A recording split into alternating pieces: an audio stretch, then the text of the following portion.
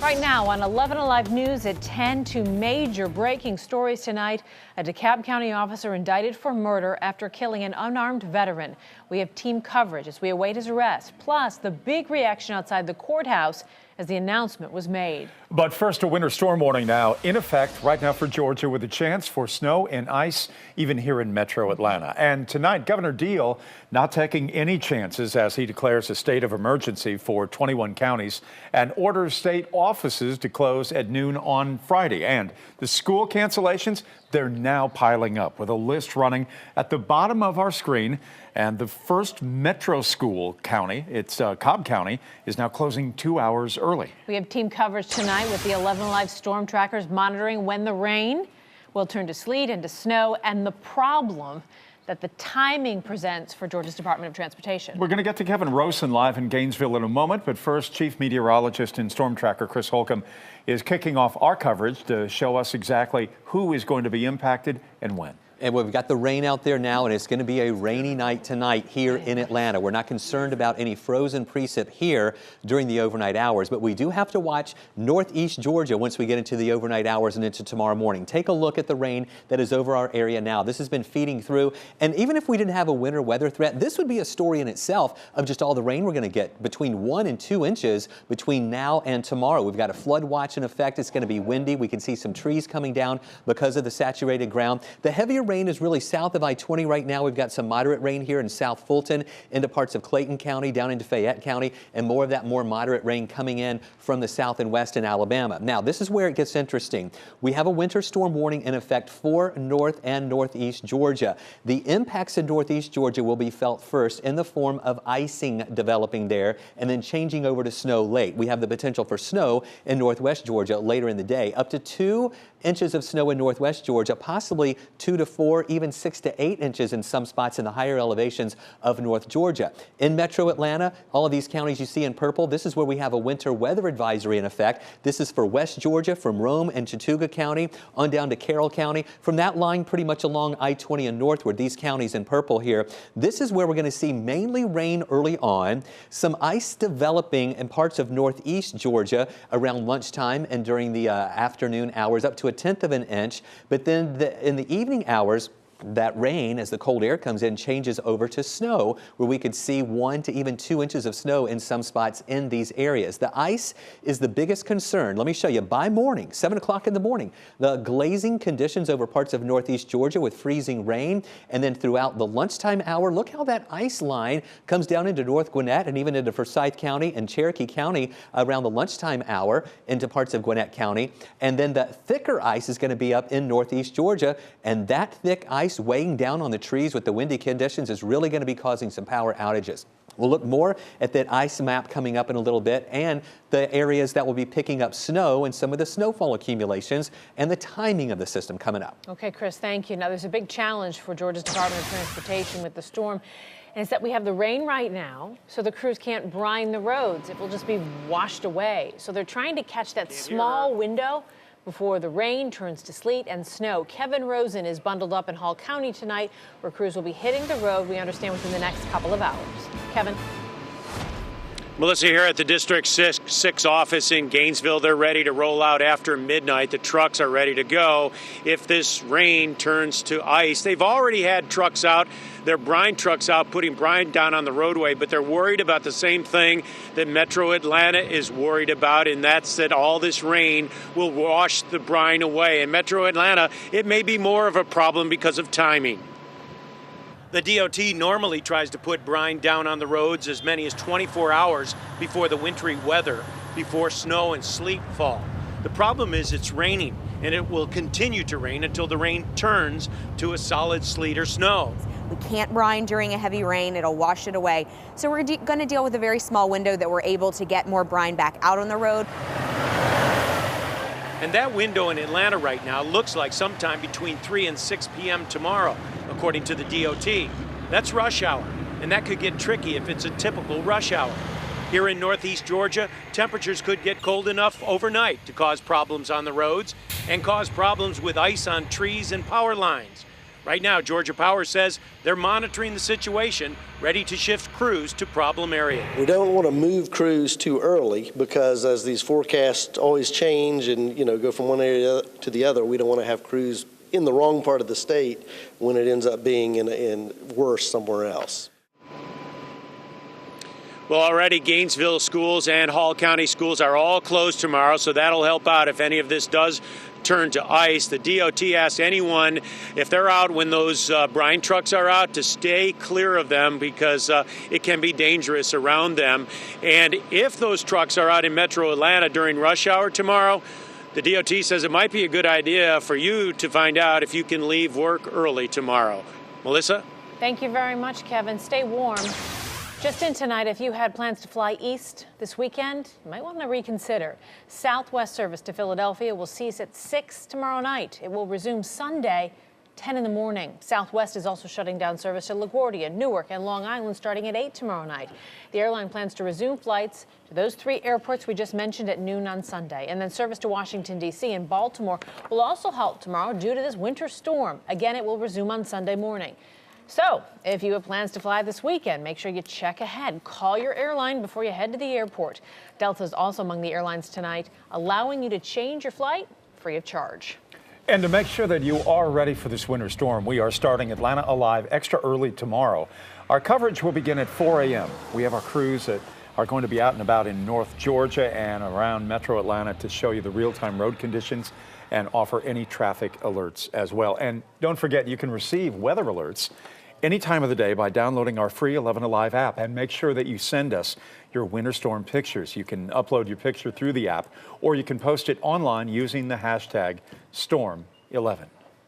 Let's get back to our other big breaking story tonight. Cheers erupted outside the DeKalb County Courthouse after Officer Robert Olson was charged with murder for killing Anthony Hill. You can see Keith Whitney is on the story tonight. He kicks off our team coverage. He's live at the jail as we are waiting for the officer to be booked.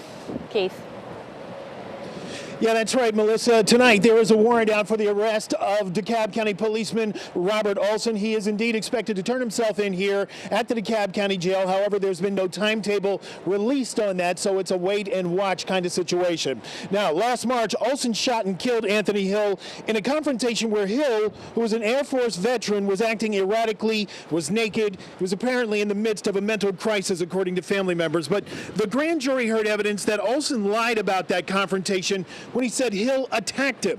Tonight, he's facing 2 counts of murder, aggravated assault, violation of his oath, and lying to investigators. My job as a prosecutor is to seek justice.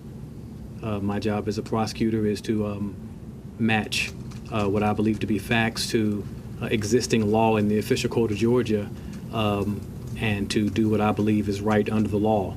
And so that's what we do in every case, and that's what we did in this case.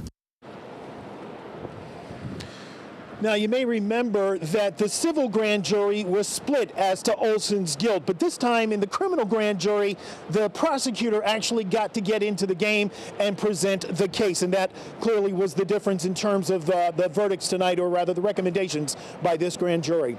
Back to you, Melissa. Keith Whitney, thank you. An indictment like this is very rare in Georgia. In fact, up until now, out of 51 police-involved shootings that the GBI has investigated, this is over the past 10 years, only 1 case has ever made it to trial. And tonight, 11 Live's legal analyst Phil Holloway weighs in on the grand jury's unusual decision to charge Olson and what might happen moving forward.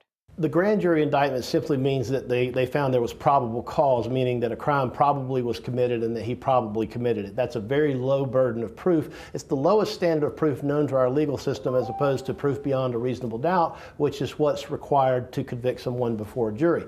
What's going to happen next is you can expect vigorous pretrial litigation. Everybody, whether they're a police officer or not, they're entitled to pretrial immunity if they can prove to a judge's satisfaction that they were exercising lawful self-defense. So they get to have a hearing, a miniature trial in advance, if you will, on the issue of whether or not he was engaging in lawful self-defense. If so, the case is over and the district attorney's out of court. For more on the grand jury's decision, look back at all the steps that took us to this point, go to our website, 11alive.com. The story is right on our homepage. And this just into our newsroom right now. I want to share some sound with you. Jeremy Campbell's been investigating this side of the story. He's just spoken with the victim's family. Here's that sound. First, there was an eruption of joy for the 6-count indictment, and then the crowd renewed its commitment to fighting for a conviction for Officer Robert Olson. The news was delivered via live stream to this crowd waiting outside the DeKalb County Courthouse. All 6 count! All 6 count! 4 months, this activist group known as Rise Up has been demanding an indictment for Officer Robert Olson. It's time that he pays for the murder of Anthony Hill. And he's going to pay today, y'all. Thank you from the bottom of my heart. I thank them. Anthony Hill's mother spoke to the crowd. The jury saw what we already saw, the evidence, the truth. I'm really speechless. I'm speechless. The message is that you have to be accountable for your own actions.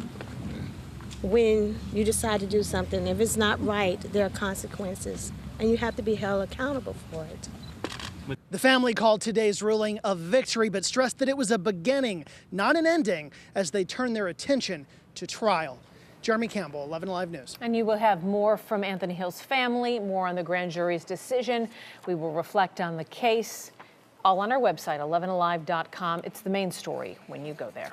New tonight, we have learned the completion date for the new Mercedes-Benz Stadium is being pushed back. Sources confirmed to 11 Alive News tonight that the stadium will now open in June of 2017. That's going to be 3 months later than when the Atlanta United soccer team had said it planned to begin its inaugural season inside the stadium. We're working right now to get more details about what is causing the delay. You can look for updates later on 11alive.com. Still ahead at 10, the search for the missing Tennessee toddler. It came to a tragic end today. We'll hear from investigators as they talk about their heartbreaking discovery. That's coming up. And with just a little over a week until the Iowa caucuses, the presidential candidates now with the full court press. Reaction from both the left and the right, the Democrats, the Republicans, they're all straight ahead. Chris? A lot of folks are looking ahead to our winter weather threat for tomorrow, but let me tell you, we've got to get through some really heavy rain during the overnight hours and a flood watch that's in effect before any of that moisture changes over to that winter weather. We're going to talk about that and the timing of that changeover coming up. Tonight, some very, very sad news to report in the search for a missing toddler in Tennessee. Deputies say the body of 2-year-old Noah Chamberlain was found about a half a mile from where he was reported missing. Noah was hiking with his grandmother and sister last week when he disappeared. For the past 7 to 8 days, volunteers and several agencies have been desperately searching the woods, braving frigid temperatures and dangerous conditions. Law enforcement are calling the boy's death a tragic accident. It's tough on law enforcement and the rescue and the firemen, everybody that's been out there, and it's tough because you give your heart and soul. And we're human too. It is a story that everybody across the country has been following. No foul play was involved in the death of this little boy. Tonight we are following the new details out of Flint, Michigan, and the ongoing water crisis. Today the governor's office released emails showing who knew what and when. Some of the most candid emails were from the governor's former chief of staff, Dennis Muchmore. He says people were playing, and I quote, political football when it came to children's exposure to lead. In another email, Muchmore debates whether the governor should have a phone conversation with a congressman, worried that it would, quote, fan the narrative that the state is ducking responsibility if he didn't. The only emails that were released were sent to or were sent by the governor. Messages between staffers were not released today. Decision 2016 from the campaign trail. Hillary Clinton is ramping up her criticism of Senator Bernie Sanders as she's now locked in that bitter battle to win the Democratic contest in the early states. Meantime, Sanders has released some new ads showing his movement is growing. Here's Edward Lawrence. Hillary Clinton targeted the heart of Senator Bernie Sanders' support, young people. Today, the former Secretary of State spoke at colleges in Iowa. In theory, there's a lot to like about some of his ideas. But in theory isn't enough. A president has to deliver in reality. undecided students are listening. Politics as usual, is that what our country really needs, or is what we need like what Bernie is introducing, kind of an overthrow of the establishment? Sanders spent the day in New Hampshire, where he is leading in the polls. Our job is to create an economy that works for working families and not just a handful of billionaire campaign contributors. In a new political ad, Sanders uses a Simon and Garfunkel song, images of millennial voters, and pictures from his huge crowds.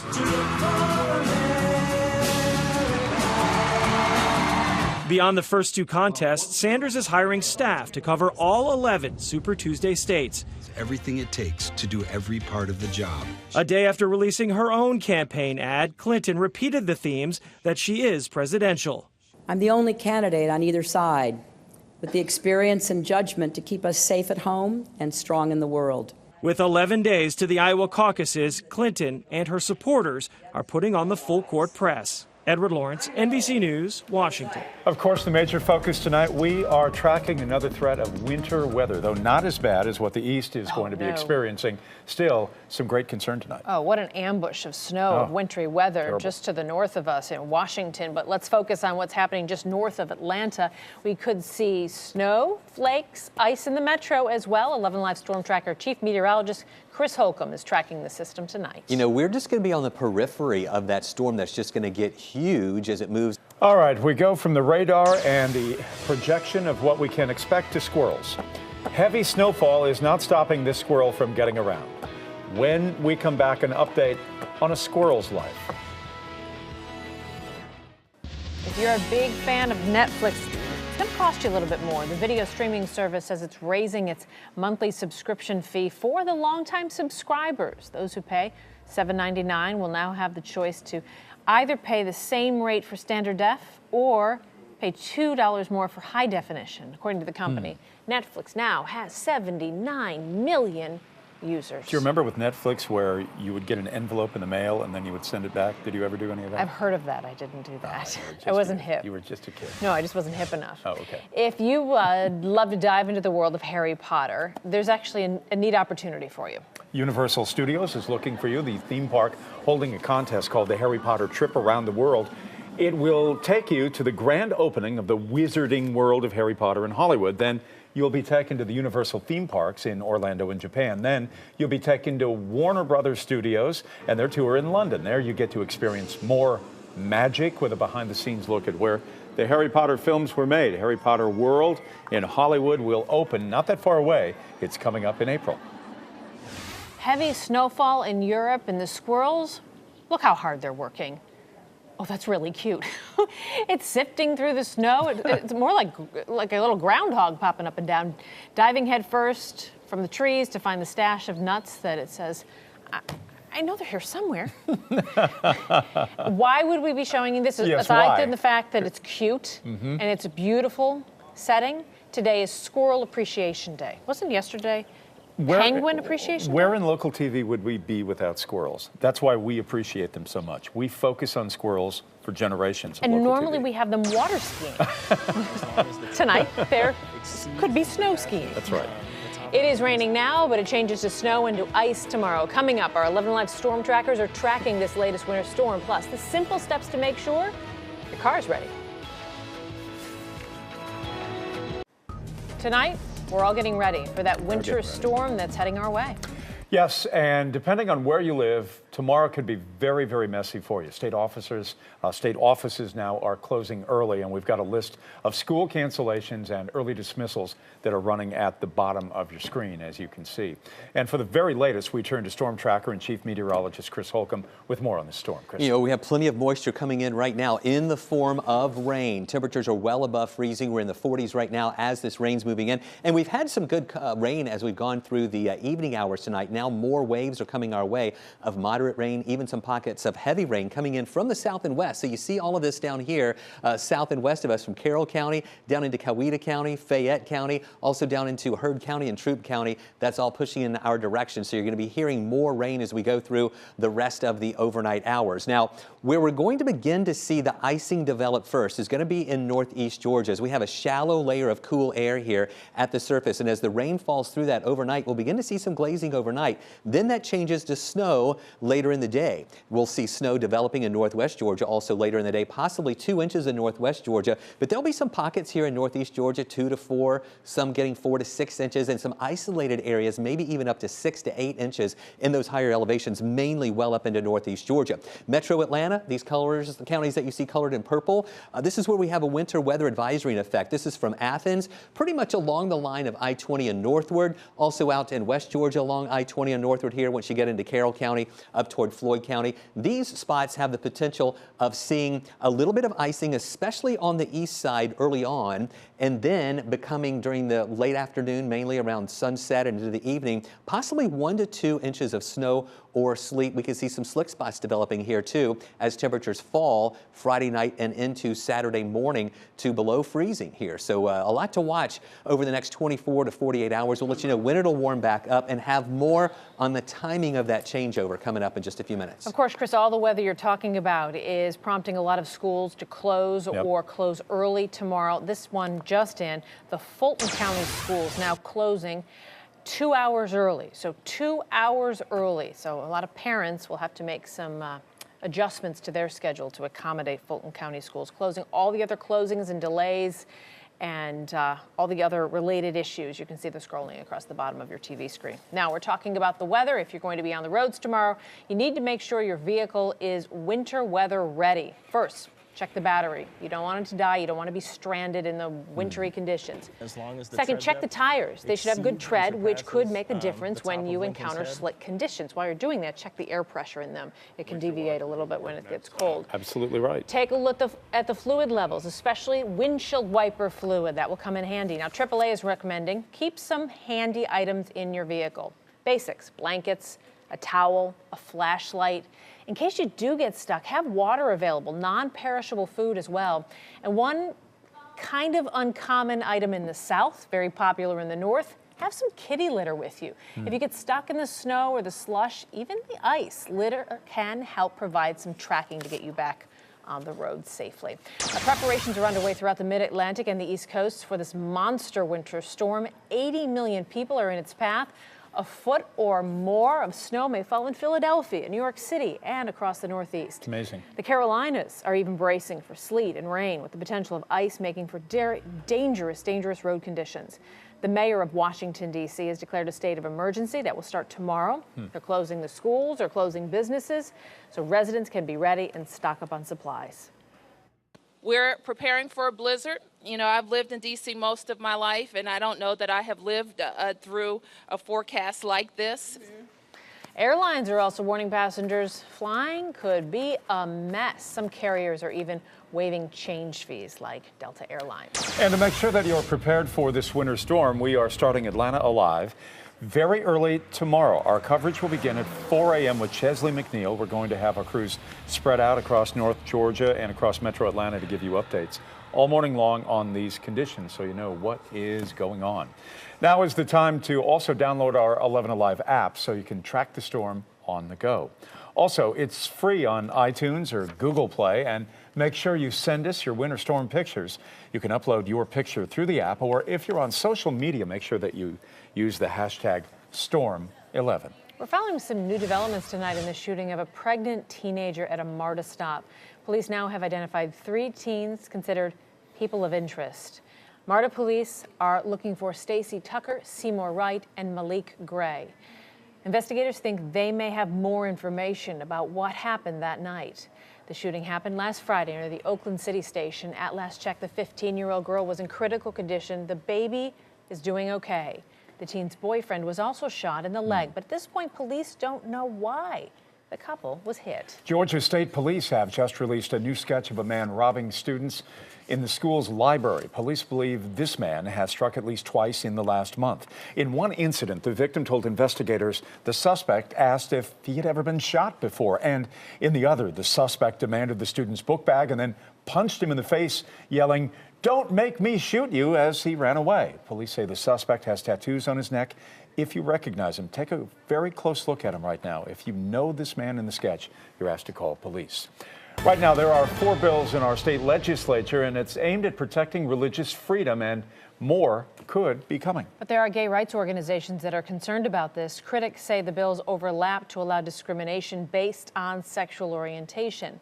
State Senator Greg Kirk introduced one of the bills. He argues that people who don't believe in same-sex marriage need to be protected from discrimination. There's also a bill called the Pastor Protection Act. It would allow clergy to bow out of performing gay marriages. And there's a bill that could be called the Florist Protection Act. It would allow contractors like florists to decline doing business with people having gay weddings. Also tonight, the fight continues to crack down on the use of drones in our state. According to our partners at the Atlanta Business Chronicle, the state representative Kevin Tanner of Dawsonville introduced a bill laying out when drone use would be legal. That would include surveillance by the U.S. military, inspections by utilities, air quality sampling, and by law enforcement. Georgia lawmakers have tried for years to regulate drones at the state level, but the bills haven't gained much traction due to fears of overstepping the FAA, the Federal Aviation Administration. It was a big night for the Atlanta Trek Club. Yes, it was. A Medal of Honor recipient spoke to the club at its annual social. That is such a recognizable piece of hardware around the neck. This is Flo Groberg. He received the honor for tackling a suicide bomber while serving in Afghanistan in 2012. He seriously injured his calf muscle and suffered a mild brain injury and then blew out his eardrum too. 4 men died that day, and Captain Groberg says that is why he speaks to groups like this, to make sure to tell their story. You wake up with it, you go to sleep with it.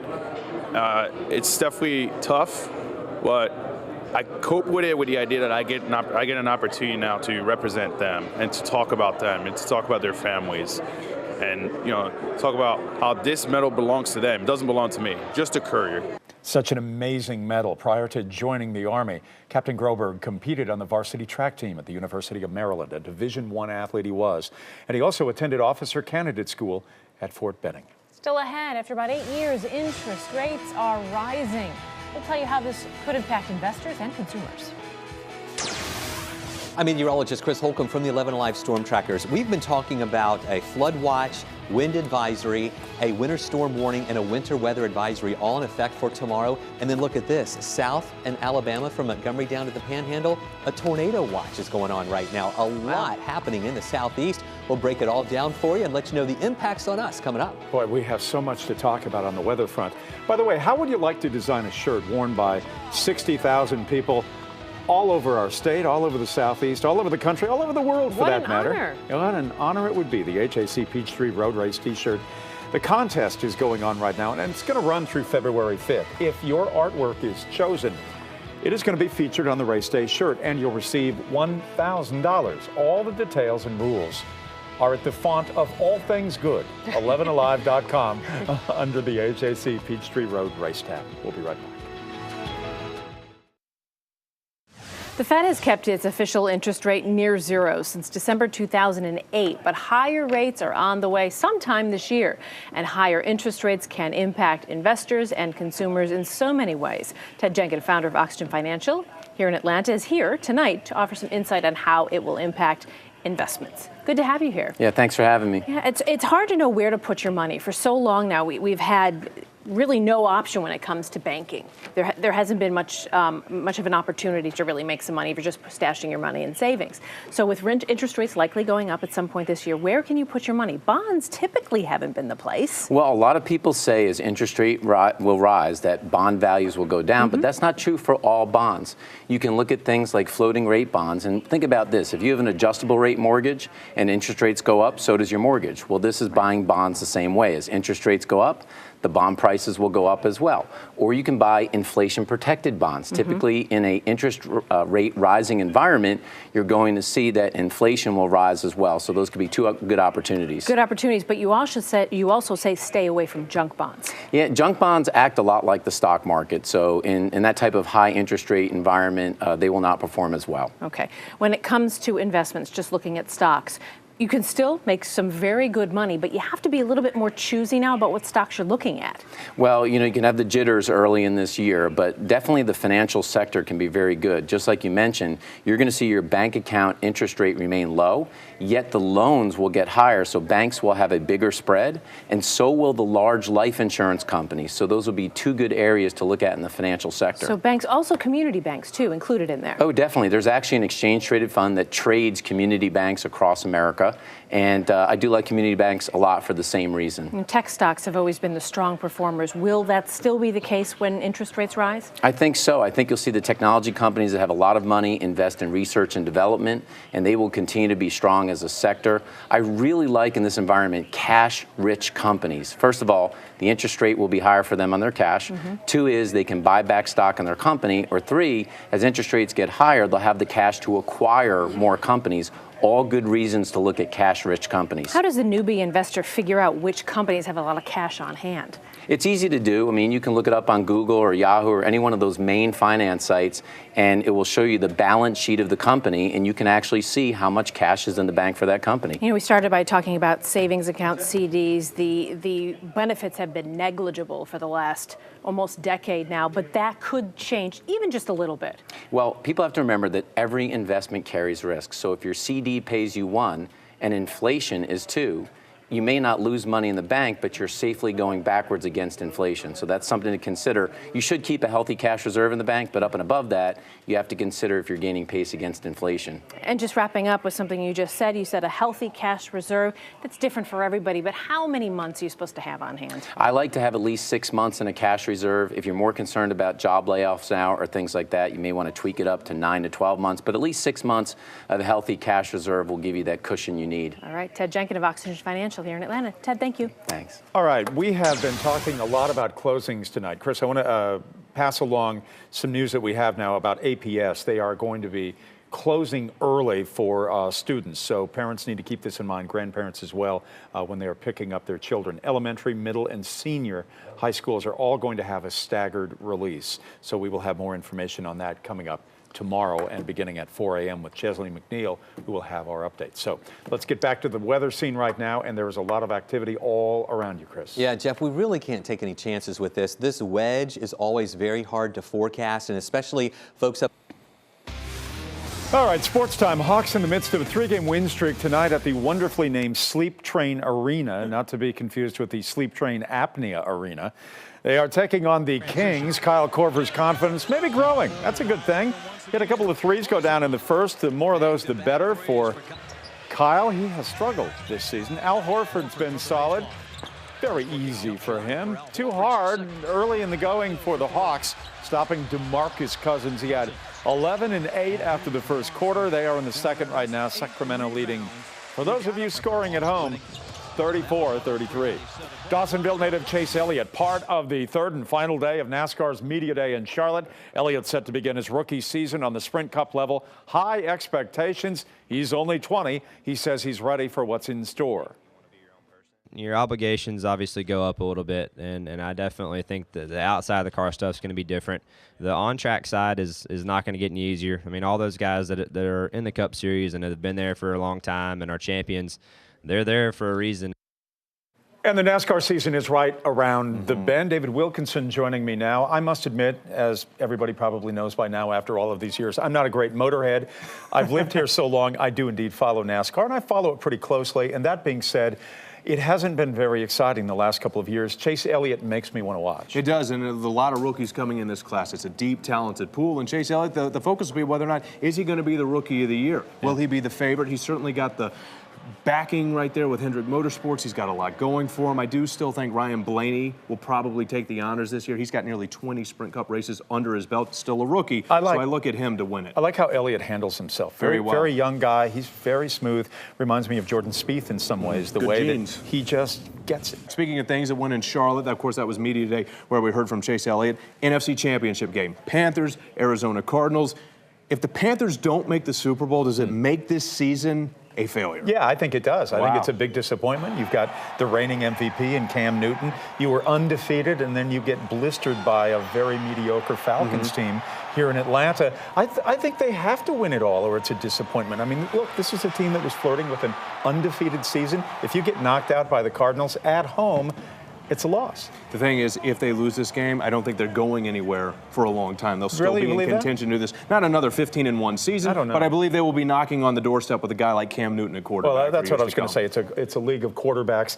He's such a great player. He has revitalized that franchise. How about some baseball? You want to do the designated hitter in the Yeah, National let's- League? That could be picking up some steam. I've always been one who has been opposed to the DH. But you know what? As I've grown older and baseball has become more marginalized in this country, I think they need all the help they can get to become relevant and interesting, and that means pitchers aren't hitting. One name, Adam Wainwright, last year, Achilles tendon. I'm not paying that guy millions of dollars to try to bunt. Right. Not happening. Hey, what about golfing? You want Jordan Spieth to speed up? Almost got fined for going do. slow in the European Tour. I think the tour is too slow. I think recreational golfers are too slow. Grip it, rip it, and go. We'll take a break right now.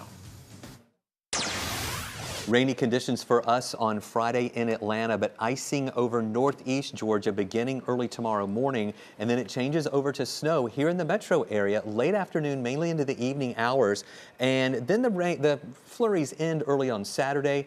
And we begin to dry out, warm up on Sunday up to 50 degrees, 50 to 7 on Monday, and then a few more showers redeveloping on Tuesday and Wednesday. We're breaking down those advisories and warnings that are coming into our area. We'll have more on that on 11 Alive News tonight at 11 o'clock. A month ago today, we were complaining about how much rain we were getting, how warm it was. That's right. And I remember you asking Right. him the question about, when do we get ice and snow? Oops. Don't bring that up. Good night.